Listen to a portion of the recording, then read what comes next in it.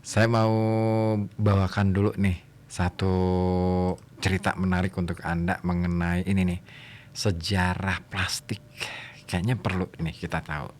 Ya, istilah plastik sebenarnya kalau kita dalam bahasa ya, plastik itu apa ya?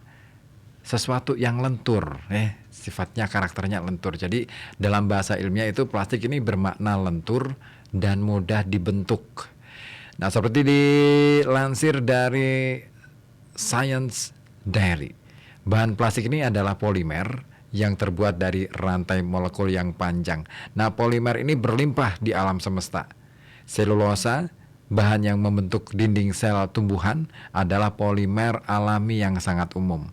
Nah, selama 1,5 abad terakhir ini kawan ya, manusia ini belajar bagaimana membuat polimer sintetik ternyata. Nah, terkadang menggunakan bahan alami seperti selulosa, tetapi mereka lebih sering menggunakan atom karbon berlimpah yang disediakan minyak bumi dan bahan bakar fosil lainnya. Nah, polimer sintetik ini biasanya terdiri atas rantai panjang atom disusun dalam unit berulang seringkali lebih lama daripada yang ditemukan di alam. Nah, panjang rantai itu dan pola susunannya yang membuat polimer itu menjadi kuat, ringan, dan fleksibel. Dengan kata lain, itulah yang membuat dia itu menjadi sangat plastik atau lentur. Nah, sifat-sifat inilah yang kemudian membuat polimer sintetik sangat berguna, dan polimer ini telah menjadi bagian penting dari kehidupan manusia. Ya, selama 50 tahun terakhir, plastik ini telah mengubah cara hidup manusia. Nah, sementara itu sejarah plastik sendiri kawan ya, polimer sintetis ini pertama kali ditemukan pada tahun 1869 oleh seseorang yang bernama John Wesley Hyatt, yang terinspirasi oleh tawaran sebuah perusahaan di New York sebesar $10.000 Amerika Serikat untuk siapa saja yang bisa menyediakan pengganti gading. Jadi meningkatnya popularitas biliar ya waktu itu telah membebani pasokan gading alami yang diperoleh melalui penyembelian gajah liar. Nah, dengan mengolah selulosa yang berasal dari serat kapas ya, dipadukan dengan kapur barus, Hyatt ini menemukan plastik yang dapat dibuat menjadi berbagai bentuk, dan akhirnya plastik dibuat untuk meniru bahan alami seperti kulit penyu, tanduk, linen, dan juga gading. Lalu apa sih pentingnya plastik dalam sejarah? Nah, perubahan ini sebenarnya sangat revolusioner dalam kebudayaan manusia, peradaban manusia. Untuk kali pertamanya manufaktur manusia ini tidak dibatasi oleh batas-batas alam. Nah, alam hanya menyediakan begitu banyak kayu, logam, batu, tulang, gading, dan tanduk. Tapi sekarang manusia bisa membuat materi baru yang mungkin bisa meniru ya. Nah, perkembangan ini tidak hanya membantu manusia tetapi juga lingkungan. Plastik ini awal mulanya dapat melindungi alam dari kekuatan destruktif kebutuhan manusia. Jadi penciptaan materi baru yang membantu ini juga membantu membebaskan orang dari kendala sosial dan ekonomi yang disebabkan oleh kelangkaan sumber daya alam. Nah, pada tahun 1907 Leo Baekeland yang menemukan bakelite ya, plastik sintetis ini penuh ya, pertama yang tidak mengandung molekul yang ditemukan di alam. Baekeland ini mencari pengganti sintetis untuk kemudian isolator listrik alami untuk memenuhi kebutuhan listrik Amerika Serikat. Dan bakelite ini bukan hanya isolator yang baik ya, tetapi juga tahan lama, tahan panas, dan tidak seperti seluloid, cocok untuk produksi massal mekanis. Nah, dipasarkan sebagai bahan 1000 bangunan. Bakelite ini dapat dibentuk atau dicetak menjadi hampir semua hal, memberikan kemungkinan tanpa batas. Dan ya, sejak saat itu revolusi plastik pun dimulai.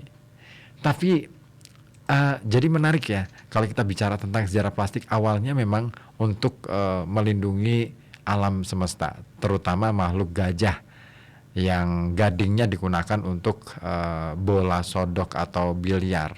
Nah, lalu itu digunakan. Tapi lambat laun ini jadi masalah juga ya akhirnya. Ya, sejarah plastik. Kalau kita bicara tentang sejarah plastik, ada lagi kantong plastik. Nah, ini siapa sih yang pertama kali atau kali pertama mengenalkan kantong plastik? Nah, kantong plastik kali pertama ditemukan dan dikembangkan oleh seorang ilmuwan asal Swedia namanya Sten Gustaf Thulin, dan itu ditemukan pada tahun 1959.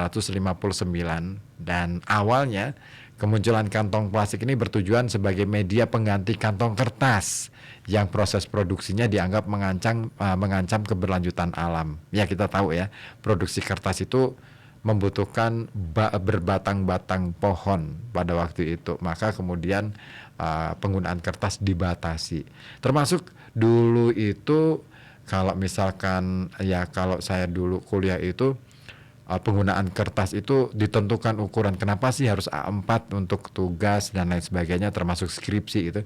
Karena itu tadi untuk membatasi penggunaan kertas ternyata. Tapi ya itu tadi, nyatanya masih banyak juga ya kertas-kertas, dan sekarang digunakanlah digital ya, paperless. Tapi ya itu tadi masih butuh kertas juga kalau ngurus apa-apa gitu ya. Fotokopi KTP, fotokopi ini itu dan lain sebagainya. Nah, kapan kita mau beneran digital? Namun ini dia, sering dengan berjalannya waktu, kenyamanan dan kepraktisan ini membuat kantong plastik menjadi sampah yang menumpuk. Orang-orang sering memakai kantong plastik sekali ya, lalu membuangnya, tidak lagi menggunakan kantong plastik berulang. Nah, saat Perang Dunia Kedua, industri plastik sintetis sedang dalam titik puncak produksi karena adanya tuntutan untuk melestarikan sumber daya alam pada waktu itu. Nah, dengan begitu produksi alternatif sintetis ini menjadi prioritas. Nah, penelitian tentang plastik ini terus dilakukan. Pada tahun 1941, polyethylene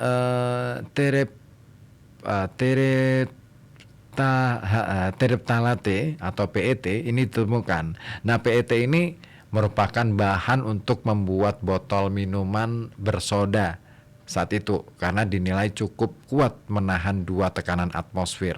Nah, hal ini juga membuktikan betapa serbagunanya bahan-bahan yang baru dan murah tersebut. Nah, pada saat itu optimisme terhadap kantong plastik dinilai berlebihan.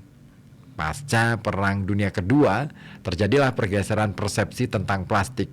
Ya, kantong plastik tidak lagi dipandang positif dan solutif, terutama setelah puing-puing plastik di lautan pertama kali teramati pada tahun 1960-an.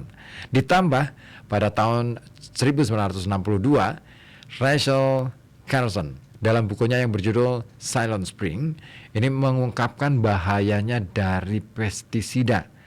Ditambah pada tahun 1969, tumpahan minyak di lepas pantai California juga mulai mendapatkan perhatian. Nah, kedua peristiwa itu meningkatkan kekhawatiran tentang polusi yang semakin kritis, kesadaran akan isu lingkungan juga semakin menyebar dan membuat plastik dipandang negatif. Dan sejak tahun 70-an sampai sekarang, plastik, terutama kantong plastik, ini menjadi limbah yang diwaspadai. Jadi itu ya, awal mula sih mungkin bagus, tapi itu tadi seiring dengan berjalannya waktu, segala sesuatu yang tadinya bagus bisa jadi menjadi masalah. Ya, seperti kehidupan ini, tidak ada nilai kebenaran yang menetap dan kekal kecuali kebenaran Tuhan gitu ya. Tapi kebenaran manusia itu relatif. Dia bisa dia meruang dan mewaktu. Artinya dia berada di tempat yang mana dan pada waktu kapan itu berlaku. Tapi berjalannya waktu, kebenaran-kebenaran semacam itu bisa saja tergantikan dengan fakta-fakta baru, dengan permasalahan-permasalahan baru seperti yang sekarang yang kita alami hari ini ya di Kota Pekalongan khususnya. Yuk kita belajar untuk kita bersihin segala sesuatu mulai dari diri kita sendiri ya. Ya dong. Jangan terlalu menuntut banyak orang lain untuk melakukan sesuatu. Kita mulai dari diri kita sendiri. Setuju? Ya, semoga aja setuju ya. Ada siapa yang sudah bergabung? Oh, belum ada. Terima kasih ya yang masih setia di sini di FM 91,2 Radio Kota Batik News Interaktif Solutif. Oke, nanti setelah ini kita akan simak bersama ragam kabar berita sore dari FM 91,2 Radio Kota Batik News.